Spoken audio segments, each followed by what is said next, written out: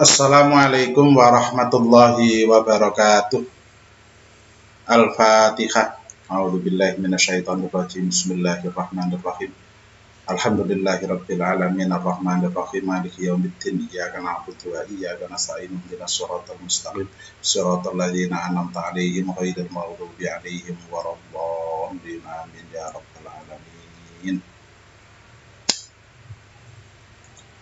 Anak-anak, bab kedua, perilaku warga NU bagian 1.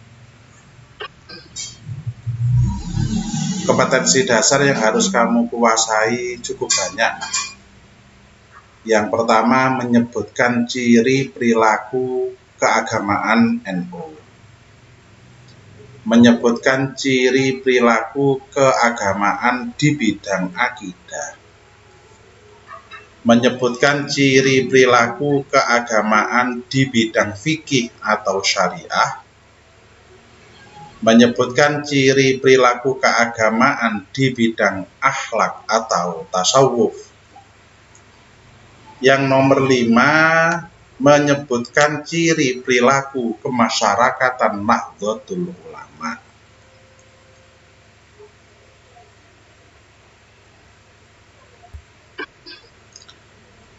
Lanjut, yang nomor 6 adalah menyebutkan pengertian butir-butir kemasyarakatan NU. Yang ketujuh, menjelaskan prinsip-prinsip NU tentang kehidupan ekonomi, menjelaskan pengertian al-adalah, at-ta'awun, dan al-istiqomah. Banyak ini ya. Nomor 9, menyebutkan perilaku NU di bidang politik. Makanya agak banyak ini. Yang nomor 10, menyebutkan perilaku NU di bidang budaya. Yang nomor 11, menyebutkan perilaku sebagai warga Nahdlatul Ulama. Sebelum kita mulai, ini ada ayat Al-Quran Al-Ma'idah ayat ketiga. A'udzubillahi minasyaitonirrajim. Bismillahirrahmanirrahim. Al-yawma akmaltu lakum dinakum wa atmamtu alaikum ni'mati wa raditu lakumul islama dina. Faman yuturra fi mahmasatin ghaira mutajadifin li ismin fa innallaha ghafurur rahim. Ini Al-Maidah ayat ketiga. Diterjemah ya. Kamu kan sudah bisa ya. Yang pertama, sikap tawasud dan i'tidal. Sikap tengah yang berintikan kepada prinsip hidup yang menjunjung tinggi keharusan berlaku adil dan lurus di tengah-tengah kehidupan bersama. Tawasud dan i'tidal itu ya. Lanjut, sifat tasamuh, toleran terhadap perbedaan pandangan baik dalam masalah keagamaan, terutama hal-hal yang bersifat furu'. Sudahlah, tidak mungkin bisa kita mikir traweh kok nggak iso 1 ya 8/20 kita ndak usah, pokoknya sama traweh. Bener ndaknya di sisi Allah Subhanahu wa ta'ala.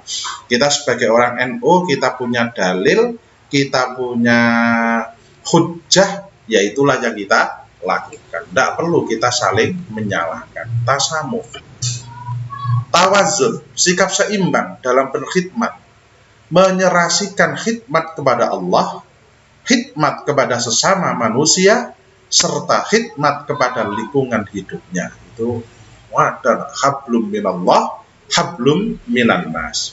Menyelaraskan kepentingan masa lalu, masa kini, dan masa yang akan datang. Itu tawazun.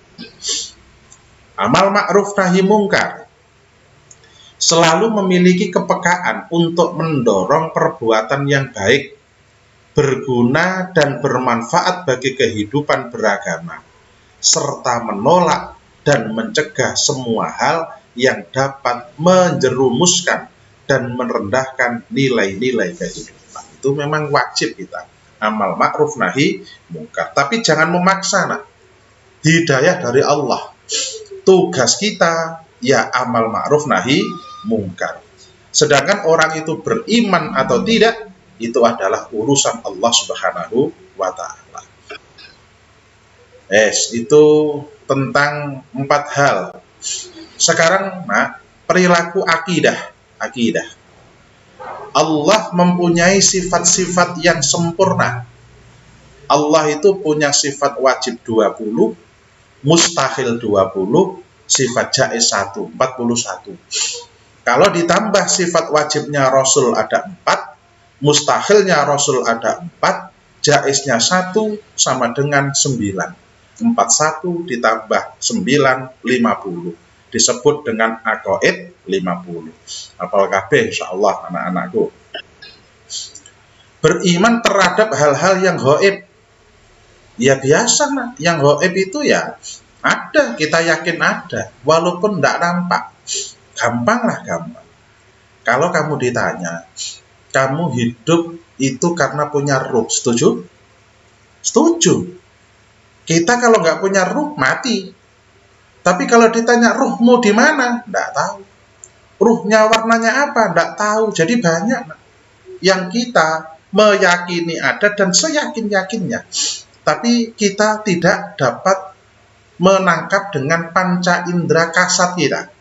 Maka kita menurut Al-Quran dan Al-Hadis, kita juga harus percaya adanya azab kubur, siksa di kubur, nikmat kubur, mahsyar, tempat berkumpulnya manusia, mizan, syirat, al-ba'as, bangkit dari kubur, surga, neraka, arsy, loh mahfud, dan lain sebagainya. Itu hal-hal yang gaib.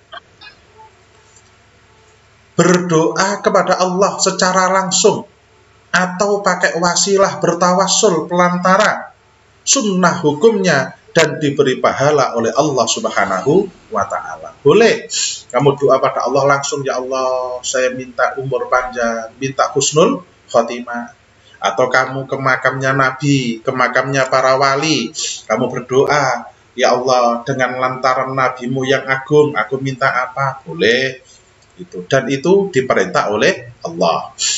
Yang nomor 4, Nabi Muhammad memberi syafaat kepada orang yang beriman kelak di alam akhirat. Jadi Nabi Muhammad punya hak untuk memberi syafaat. 5, orang beriman yang berdosa dan mati sebelum bertaubat. Iman, dia tidak tahu, ya moro-moro berbuat dosa, korupsi, utawa mateni wong, utawa zina, dia mati sebelum bertaubat. Bagaimana? Ya, nasibnya di akhirat terserah Allah. Jika berkenan Allah, diampuni dengan rahmatnya, atau memperoleh syafaat Nabi Muhammad SAW. Atau ya karena tidak diampuni Allah, tidak dapat syafaat, dia disiksa di neraka, tapi tidak kekal. Kalau sudah habis dosanya, maka dia masuk ke surga. Itu orang beriman, ya masuk surga, walaupun ya suwe ning neraka. Jadi sampean pengen jajal, ya aja lah. Anak orang kafir tidak hanya orang mukmin, orang kafir. Jika mati dalam usia belum baligh dimasukkan surga. Apalagi anaknya wong Islam, wong kafir untuk masuk surga. Yang ketujuh, rizki, jodoh, ajal, semuanya telah ditetapkan oleh Allah di zaman ajali. Tetapi manusia tetap wajib ikhtiar. Orang kok meneng, tidak wajib ikhtiar. 8, masjid di seluruh dunia sama. Yang beda hanya ada 3. Masjidil Haram di Makkah, Masjid Nabawi di Madinah, Masjidil Aqsa di Palestina. Yang lain sama. Nomor 9, berziarah ke makam para nabi, wali Allah, orang soleh, kedua orang tua, kerabat, hukumnya sunnah. Jadi kamu ziarah itu hukumnya sunnah, bukan kufur. Beriman sepenuhnya bahwa berobat dengan cara membaca doa-doa dan bacaan Al-Quran dapat bermanfaat sebagaimana dilakukan pada masa Nabi. Itu harus kamu percaya. Jadi umpama ada orang yang sakit didongoni oleh kiai pakai bacaan Al-Quran, pasti kita percaya ada efek manfaatnya. Yang ke-10, bertawassul, istighosah kepada nabi atau para wali Allah, hukumnya boleh dan sunnah, tidak haram.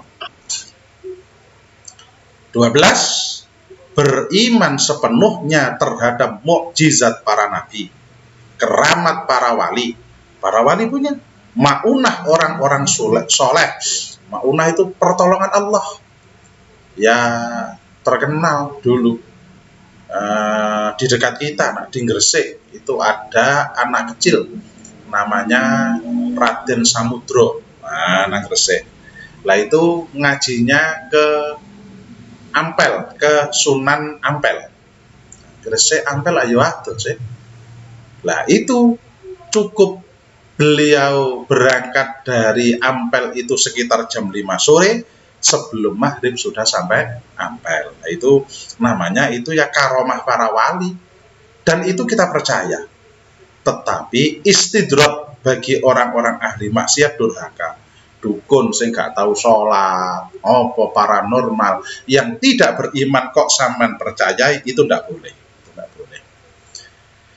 13, Allah adalah satu, baik zatnya, sifatnya, maupun perbuatannya. Itu di dalam ilmu tauhid, nak ya. Insyaallah kamu juga sudah diterangkan di akidah akhlak gitu ya. Ya, ini pertemuan pertama di bab ini. Kita akhiri, semoga bermanfaat dan barokah dengan kita berdoa bersama.